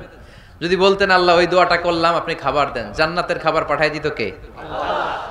উহুদের ময়দানে দাঁত ভেঙেছেন, রক্ত ঝরেছে, যদি দোয়াটা করতেন মুহূর্তে বিজয় দিত কে? কোন পরিস্থিতিতে ওই দোয়াটা বিশ্বনবী করছেন? রেখে দিয়েছে। দেখেন অন্য নবীর সাথে আমার নবীর অ্যাটিটিউডে পার্থক্য। অন্য নবীরাও চাইলে রাখতে পারতো এদের উম্মতের জন্য, না, বিপদের দিনে ওটা কাজে লাগায় ফেলছে। প্রত্যেক নবী একটা করে দোয়া করার সুযোগ পেয়েছিল, যে দোয়াটা করা মাত্রই কবুল। সব নবীরা দুনিয়াতেই শেষ, একমাত্র শুধুমাত্র কেবলমাত্র আমার আর আপনার নবী ছাড়া রেখে দিয়েছেন তিনি, রেখে দিয়েছেন ওই দোয়া আমাদের জন্য, আমার জন্য, আপনার জন্য, আমাদেরকে বাঁচানোর জন্য ওই দোয়া রেখে দিয়েছে। চিল্লায় বলেন ঠিক কি না? রেখে দিয়েছেন। কাঁদতে লাগলেন, আল্লাহ আগের উম্মতেরা হায়াত পেয়েছে 1000 বছর, ইবাদত করেছে বেশি, আমার উম্মতেরা 60 আর 70 এর মাঝখানে মরলে এদের নসিবে কি হবে? আমার উম্মতের তো ইবাদতের সংখ্যা কম। আবার কান্না শুরু করলেন, মন খারাপ, আল্লাহ দেখে। নবীর যে মন খারাপ আল্লাহ দেখে। আল্লাহ নাজিল করলেন ইন্না আনজালনাহু ফি লাইলাতিল কদরি ওয়া মা আদরাকা মা লাইলাতুল কদর লাইলাতুল কদরি খায়রুম মিন আলফি শাহর। সুবহানাল্লাহ পড়েন। আল্লাহ বলে, নবী আপনি কাঁদবেন না, আপনার চোখের পানি আমার সহ্য হয় না। অন্যান্য নবীর উম্মতদেরকে হায়াত দিয়েছি বেশি, কদরের রাত দেই নাই। আপনার উম্মতকে যদিও হায়াত লম্বা দেই নাই, কিন্তু আপনার উম্মতকে আমি লাইলাতুল কদরের রাত দিয়েছি গো নবী। লাইলাতুল কদরি খায়রুম মিন আলফি শাহর, হাজার মাসের চেয়ে সেরা। এই এক কদরের রাতে যদিও 60 থেকে 70 বছরের মধ্যে মারা যাবে, কিন্তু এই এক কদরের রাতে ইবাদত করলে 1000 বছর ইবাদত করলে যে সওয়াব, তার চেয়েও বেশি সওয়াব আপনার উম্মতের আমলনামায় ঢুকায় দিবে কে? আল্লাহ। খায়রুম মিন আলফি শাহর, 1000 বছর। 1000 বছরে হয় 83 বছর 4 মাস। আলফি শাহর 1000 মাস, 1000 মাসে হয় 83 বছর 4 মাস। এজন্য কদরের রাতে ইবাদত করতে রাজি আছেন তো? বিশ্বনবীর যেখানেই মন খারাপ, মন ভালো করে দেয় কে? আল্লাহ। সর্বশেষ কিয়ামতের ময়দানে মাকামে মাহমুদে বিশ্বনবী সিজদায় পড়ে কাঁদবেন। আল্লাহ বলবেন, জিব্রাইল যাও, দুনিয়ায় কান্না সহ্য করতে পারি নাই, আজ কিয়ামতের ময়দানেও আমি আমার নবীরে কাঁদতে দেব না। ইযহাবিয়া জিব্রাইল কুল্লাহু মা ইউবকিক, যে আমার নবীরে বলো, নবী আপনি কাঁদেন কেন? সাইয়েদনা জিব্রাইল যে বললেন, নবী আল্লাহ জিজ্ঞেস করেছেন আপনার কান্নার কারণ কি। বিশ্বনবী তখনও সিজদা থেকে মাথা তোলেন না, সিজদায় পড়ে উত্তর দেয়, উম্মতি উম্মতি উম্মতি উম্মতি রব্বি হাবলি উম্মতি। আল্লাহ আমার গুনাহগার উম্মতের কি হবে? আল্লাহ আমার উম্মতের কি হবে? আল্লাহ আমার উম্মতের কি হবে? আল্লাহ বললেন, জিব্রাইল তাড়াতাড়ি যাও, আমার নবীর কান্না আমার সহ্য হয় না। আমার নবীর কানে কানে যে বলো, ইন্না সানুরদিকা ফি উম্মাতিক, দুনিয়াতে যেমনি আপনি পেরেশান অবস্থায়, মন খারাপ অবস্থায় আমি আপনার মন ভালো করে দিয়েছি, আজকে আপনার উম্মতের ব্যাপারেও এমন একটা ঘোষণা আসবে, ওই ঘোষণা পেয়ে আপনি আজও খুশি হয়ে যাবেন গো নবী, আজও খুশি হয়ে যাবেন। ইরফা রাসাক, নবী আপনি মাথা তোলেন, মাথা তোলেন, আর সিজদায় পড়ে থাকবেন না। ইরফা রাসাক, মাথা তোলেন। সাল তুতা, কি চাইবেন চান দিয়ে দেব। ওয়াশফা তুশাফা, যার জন্য রেকমেন্ডেশন করবেন, যার জন্য সিগনেচার করে দিবেন, যার জন্য সুপারিশ করে দিবেন, তার সুপারিশই কবুল করে নেব। চিল্লায় কোন সুবহানাল্লাহ।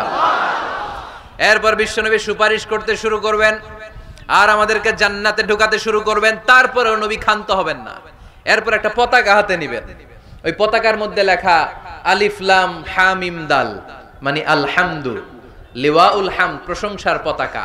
ওইটা নিয়ে জান্নাতের দরজার সামনে দাঁড়াবেন। তখনও পেরেশান, সবাইকে নিয়ে, উম্মতের সব জান্নাতীদেরকে নিয়ে বিশ্বনবী দরজার সামনে দাঁড়িয়ে নক করবেন। ভিতর থেকে জিজ্ঞেস করা হবে, মান আনত, কে আপনি? আল্লাহ রাসূল বলবেন, আনা মুহাম্মদ। তখন রক্ষী ফেরেশতা বলবে, ঠিক আছে, আল্লাহ বলেছে আপনার আগে কারো জন্য যেন এই দরজা না খুলি। মুহূর্তের মধ্যে জান্নাতের দরজা খুলে দেয়া হবে। বিশ্বনবী প্রশংসার পতাকা নিয়ে সব উম্মতকে নিয়ে জান্নাতে ঢুকে যাবে। ওয়ালা সাউফা ইউতিকা রাব্বুকা ফাতারদা, নবী গো আপনি নিরাশ হবেন না, ভয় পাবেন না, হাল ছেড়ে দিবেন না, আমার উপর ভরসা রাখেন। আপনার বিপদ আছে যেখানে, আমি আল্লাহ। বিশ্বনবী যেখানে বিপদে পড়েছেন, বিপদ থেকে উত্তরণ করেছে কে? আল্লাহ। এরপরে বিশ্বনবীর আল্লাহ স্মরণ করায় দিচ্ছেন, নবী আলাম ইয়াজিদকা ইয়াতীমান ফাআওয়া ওয়া ওয়াজাদাকা দাল্লান ফাহাদা। সুবহানাল্লাহ পড়া। তার মানে শপথ, রাতের শপথ, দিনের শপথ শেষ, কনফার্মেশন শেষ, এবার রিমাইন্ডার, স্মরণ করায় দিচ্ছে, নবী গো আলাম ইয়াজিদকা ইয়াতীমান ফাআওয়া, আমি কি আপনার ইয়াতীম পাই নাই? আল্লাহ রাসূল সাল্লাল্লাহু আলাইহি ওয়াসাল্লাম যে ইয়াতীম ছিল জানেন? দুনিয়ায় আসার আগেই বাবা হারিয়েছেন, 6 বছর বয়সে মা হারিয়েছেন, মা ইন্তেকালের পরে দাদা আব্দুল মুত্তালিবের কাছে মানুষ হয়েছেন মাত্র 2 বছর। আল্লাহ রাসূলের বয়স যখন 8, দাদাকেও হারিয়েছেন। তারপরে চাচার কাছে ইয়াতীম নবী মানুষ হয়েছেন। আল্লাহ বললেন, নবী টেনশন কিসের? ওই যে আপনি ছোট্টবেলায় ইয়াতীম ছিলেন, আমি নিজে আপনার চাচার মাধ্যমে আপনার লালন পালনের ব্যবস্থা করে দিয়েছি। সুবহানাল্লাহ। আলাম ইয়াজিদকা ইয়াতীমান ফাআওয়া, আপনি ইয়াতিম ছিলেন, আমি আপনার লালন পালনের ব্যবস্থা করলাম। ওয়া ওয়াজাদাকা দাল্লান ফাহাদা, আপনি পথ খুঁজছিলেন, আমি পথ দেখিয়েছি। আপনি ছিলেন দল্লান। দল শব্দের একটা অর্থ হচ্ছে ভ্রষ্ট বা গোমরা। আল্লাহ রাসূল কি ভ্রষ্ট ছিল? গোমরা ছিল না। আল্লাহ রাসূল ভ্রষ্ট ছিলেন না, গোমরা ছিলেন না। যদিও অফিশিয়ালি তিনি 40 বছর বয়সে নবী হয়েছেন, কিন্তু ওনার 40 বছরের আগের জীবনেও আমাদের জন্য অনুকরণীয় অনুপম আদর্শ। চিল্লায় বলেন ঠিক কি না? এখানে দলের অর্থ হচ্ছে নবী, you are searching the right way, then I guided you to the right way. You are searching the truth, আপনি সত্য পথ খুঁজছিলেন, খুঁজে পাচ্ছেন না কোনটায় কোনটায়। আপনি পথ হারা পথিকের মতো খুঁজছিলেন। অনেক সময় হয় না কি রে, টাঙ্গাইল যাব, রাস্তা কি এইটা না ওইটা?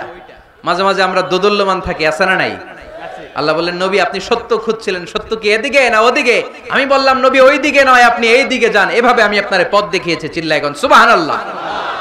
আমরা যখন পথ ভুলে যাই, পথ দেখায় কে? জোরে বলতে হবে কে?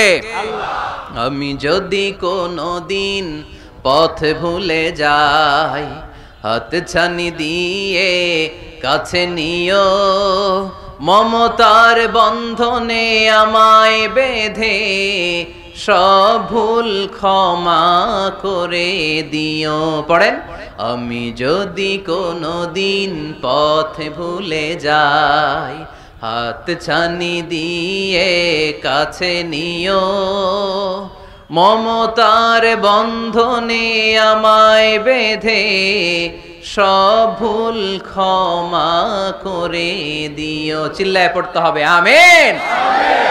এটা কিন্তু একটা দোয়া।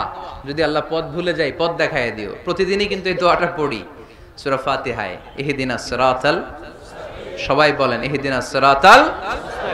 ও আল্লাহ, show us the right path, show us the correct path, show us the straight path। আল্লাহ সোজা রাস্তা দেখান, যে রাস্তা শুরু হয়েছে দুনিয়ায়, ঢুকে গিয়েছে জান্নাতে। ও ওয়াজাদাকা দাল্লান, আপনি পথ খুঁজছিলেন, আমি আপনারে পথ দেখিয়েছি। ওয়া ওয়াজাদাকা আইলান ফাআগনা, আপনি ছিলেন নিঃস্ব, আমি আপনাকে ধনাঢ্য বানিয়েছি। তাফসিরে এসেছে ফাআগনা বিখাদিজা, আমি খাদিজার সাথে বিয়ে পড়াইয়া দিয়ে আপনারে ধনী বানাইয়া দিছি। আল্লাহ রাসূল সাল্লাল্লাহু আলাইহি ওয়াসাল্লাম খাদিজা রাদিয়াল্লাহু তাআলা আনহার ব্যবসায় কাজ করতেন। আল্লাহ রাসূল সাল্লাল্লাহু আলাইহি ওয়াসাল্লামের আমানতদারিতায় মুগ্ধ হয়ে আম্মাজান খাদিজা বিয়ের প্রস্তাব পাঠালেন। বিয়ে হয়ে গেল, আরশের উপর থেকে আল্লাহ সাইয়েদানা খাদিজাকে সালাম পাঠালেন। সুবহানাল্লাহ। আর সাইয়েদাতুনা খাদিজা বললেন, নবী আজ থেকে আমার সম্পদ বলে কোনো কথা নাই, সব সম্পদ আপনার পায়ের সামনে আমি ঢেলে দিলাম। আপনার যা মনে চায় এটা দিয়ে করেন, ইসলামের দাওয়াত দেন। ফাআগনা বিখাদিজা, খাদিজার সাথে বিয়ে করিয়ে দেওয়ার মাধ্যমে আল্লাহ রাসূলকে ধনী বানায় দিল কে? তার মানে তিনটা রিমাইন্ডার দিলেন। এক নম্বরে আপনি এতিম ছিলেন, লালন পালনের ব্যবস্থা করলাম। আপনি পথ খুঁজছিলেন, আমি আপনার সঠিক পথের দিশা দিয়ে দিলাম। আপনার টাকা পয়সা ছিল না, আমি আল্লাহ আপনারে ধনী বানিয়ে দিলাম। সুবহানাল্লাহ পড়েন। এবার তিনটা কর্মসূচি, কয়টা? আওয়াজ করে বলতে হবে, কয়টা? এক নাম্বার কর্মসূচি, ফাআম্মাল ইয়াতীমা ফালা তাকহার, নবী হে খবরদার এতিমদেরকে ধমক দিবেন না, এতিমদেরকে তাড়িয়ে দিবেন না, কারণ আপনি নিজেই তো এতিম ছিলেন, ঠিক কি না? এজন্য রাসূল সাল্লাল্লাহু আলাইহি ওয়াসাল্লাম এতিমের দরদ বুঝতো বেশি, সব সময় এতিমদেরকে আদর করত। আর যারা এতিমদেরকে আদর করে তাদেরকেও আল্লাহ রাসূল পছন্দ করতেন বেশি। পড়েন সুবহানাল্লাহ। সুবহানাল্লাহ। আপনারা ইয়েতিমদেরকে লালন পালন করেন, কয়েকজন ইয়েতিমের দায়িত্ব নিয়েছেন, বা ইয়েতিমখানায় সম্পদ দান করেন, সাদাকা করেন, এরকম কে কে আছেন দেখি? মাশাআল্লাহ, আল্লাহ তুমি কবুল করো। হাত নামান। ইয়েতিমদেরকে দান করবেন, তাদের ওখানে সাদাকা করবেন। আল্লাহ রাসূল বলেছেন, আনা ওয়া কাফিলুল ইয়াতীমি কাহাতাইন। খেয়াল করেন আমার আঙ্গুলের দিকে, আনা ওয়া কাফিলুল ইয়াতীমি কাহাতাইন, আমি আর ইয়েতিমের রক্ষণাবেক্ষণকারী কিয়ামতের দিন প্রতিবেশীর মতো পাশাপাশি থাকবো। সুবহানাল্লাহ। এক সাহাবী এসে বললেন, ইয়া রাসূলুল্লাহ, আমার হৃদয়টা বড্ড শক্ত, হৃদয় নরম হয় না, চোখ দিয়ে পানি নামে না, কি করব? ইয়াশতাকি কাসওয়াতাল কলব। আল্লাহ রাসূল বললেন, হৃদয় নরম করতে চাও? ইরহামিল ইয়াতীম, এতিমের উপর রহম করো। ওয়ামসাহ রাসা, এতিমের মাথায় হাত বুলিয়ে দাও। ওয়া আতইমহু মিন তাআমিক, তুমি যা খাও সেখান থেকে এতিমের সাথেও খাবার শেয়ার করো। তালিনু কলবুক, তোমার হৃদয়টারে নরম করে দিবে কে? আল্লাহ। এজন্য যাদের চোখ দিয়ে পানি আসে না, হৃদয় বড্ড শক্ত, কবে যে লাস্ট কাঁদছিলেন ভুলে গেছেন, এরকম আছে না নাই? শেষ কবে যে কাঁদছিলাম মনে নাই। চোখ দিয়ে পানি নামে না, হৃদয় শক্ত, এতিমের মাথায় একটু হাত বুলায় দিয়েন, এতিমখানায় একটু সম্পদ পাঠিয়ে দিয়েন, ওদের সাথে বসে একটু খাবার দাবার খায়েন, আপনার হৃদয়টারে নরম করে দিবে কে? এই বাংলার জমিনে অনেক লোক আছে এতিমের সম্পদ খেয়ে মেরে দেয়, আছে না নাই? আল্লাযীনা ইয়াকুলুনা আমওয়ালাল ইয়াতামা যুলমান ইন্নামা ইয়াকুলুনা ফি বুতুনিহিম নারা ওয়া সায়াসলাউনা সাঈরা। আল্লাহ বললেন, খবরদার এতিমের সম্পদ মেরে দিও না। যারা এতিমের সম্পদ অন্যায়ভাবে ভক্ষণ করেছো, তারা সম্পদ খাও নাই, পেটে আগুন ঢুকিয়েছো, কিয়ামতের দিন ওই আগুনের মধ্যেই থাকবা, ঠিক কি না? ভাই মারা গেছে, ভাতিজার দায়িত্ব পাইছে, সব সম্পদ মাইরা খেয়ে দিচ্ছে, আছে না নাই? খবরদার, সম্পদ খান নাই আপনি, আগুন খাইছেন, আগুন ঢুকিয়েছেন পেটে, আর ওই আগুনের মধ্যে আপনার বাসস্থান জাহান্নামে নির্ধারণ করে দিবে কে?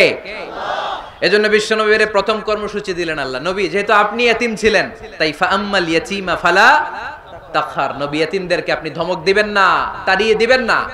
2 নাম্বার কর্মসূচি, ওয়া আম্মাস সাইলা ফালা তানহার, নবী গো, যারা ভিক্ষা করতে আসে ভিক্ষুককে কখনো নবী তাড়িয়ে দিয়েন না, ভিক্ষুককে তাড়াবেন না, ধমক দিবেন না। অনেকে ধমক দেয়, আছে না নাই? আপনি বড় সাহেব, বড় বাড়ির মালিক, একজন আসছে ভিক্ষা করতে, আপনি তাড়ায় দিচ্ছেন, ওরেও বড় সাহেব বানাইতে পারতো কে? ও যেখানে দাঁড়িয়ে ভিক্ষা করে ওই জায়গায় আপনারা ভিক্ষুক বানাতে পারতো কে? আপনি গাড়িতে চড়ে বেড়ান, রাস্তায় জ্যামের মধ্যে যখন প্রাইভেট কারগুলো আটকে যায়, পথ শিশুরা ছোট্ট ভাঙ্গা থালা নিয়ে গ্লাসের সামনে এসে গ্লাসে নক করে, বলে স্যার 2 দিন ধরে কিছু খাই নাই, 5টা টাকা দেন, বলে না? আহা, গ্লাসও নামায় না, অনেকে ধমক দেয়, খবরদার ধমক দিয়েন না। ওরে প্রাইভেট কারে বসাইতে পারতো কে? ভাঙ্গা থালা দিয়ে আপনারে ফুটপাতে নামায় দিতে পারতো কে? এই যে বিশ্বনবীরে সাবধান করলেন, বিশ্বনবীকে বলার মাধ্যমে গোটা উম্মার জন্য আল্লাহ শিক্ষা রেখে দিয়ে বললেন, ফাআম্মাল ইয়াতীমা ফালা তাকহার ওয়া আম্মাস সাইলা ফালা তানহার। ও নবী, খবরদার ইয়াতিমদের সাথে কখনো কর্কশ আচরণ করবেন না। যারা ভিক্ষা করতে আসে, যারা ফরিয়াদি, তাদেরকে ধমক দিয়ে তাড়িয়ে দিবেন না। ওয়া আম্মা বিনি'মাতি রাব্বিকা ফাহাদ্দিস, সুখে দুঃখে সব সময় আল্লাহর নেয়ামতের বর্ণনা শুরু করে দেন। আলহামদুলিল্লাহ পড়েন। ওয়া আম্মা বিনি'মাতি রাব্বিকা ফাহাদ্দিস, যে নেয়ামত পেয়েছেন এটা বর্ণনা করেন। আমরা নেয়ামতের শুকরিয়াও করব, বর্ণনাও করব। ইন্নাল্লাহা ইউহিব্বু আইয়ারা আসারা নি'মাতিহি আলা আবদি, আল্লাহ তাআলা যে নেয়ামত বান্দাকে দিয়েছে, ওই নেয়ামতের বহিঃপ্রকাশ ওই বান্দার গায়ে, শরীরে, কাজে দেখতে চায়। আলহামদুলিল্লাহ পড়েন। এজন্য যারা টাঙ্গাইলের ধনী আছেন, সিরাপাড়া কাপড় পরবেন না। আপনি ধনী, আপনি সুন্দর জামা পরবেন আর বলবেন আলহামদুলিল্লাহ, আল্লাহ দিয়েছে আমাকে, আল্লাহ 5 তলা বাড়ির মালিক বানাইছে, মাথাটা নিচু করে শুকরিয়া করেন, আলহামদুলিল্লাহ আল্লাহ দিয়েছে এই বাড়ি আমারে। আপনি 10 বিঘা জমির মালিক, আপনি বলতে পারবেন অসুবিধা নাই, আল্লাহ দিয়েছে আমার, আলহামদুলিল্লাহ, কারণ আল্লাহই বলেছে ওয়া আম্মা বিনি'মাতি রাব্বিকা ফাহাদ্দিস, ফাহাদ্দিস, ফাহাদ্দিস, বর্ণনা করো, আল্লাহ কি নিয়ামত দিয়েছে বর্ণনা করো। এটার বহিঃপ্রকাশ যেন তোমার মধ্যে থাকে। কিপটামি করার সুযোগ ইসলামে নাই।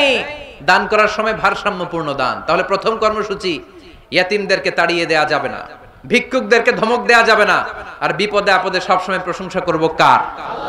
সূরাতুদ দুহার এই হচ্ছে শিক্ষা, যে মুমিন কখনো হাল ছাড়ে না।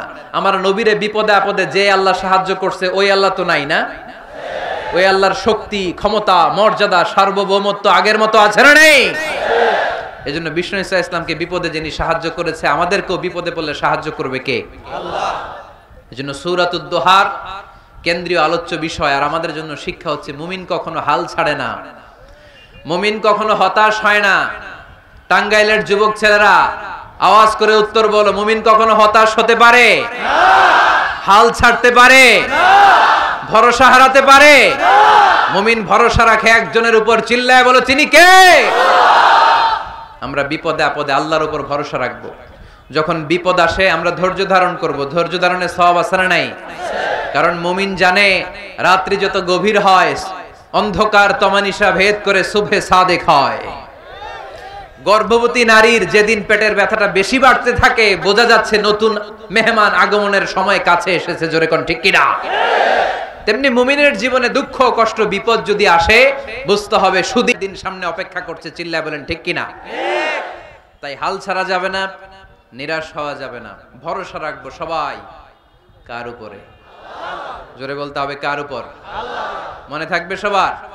আল্লাহ আমাদের সবাইকে কথাগুলো বুঝা আর আমল করার তৌফিক দান করুক।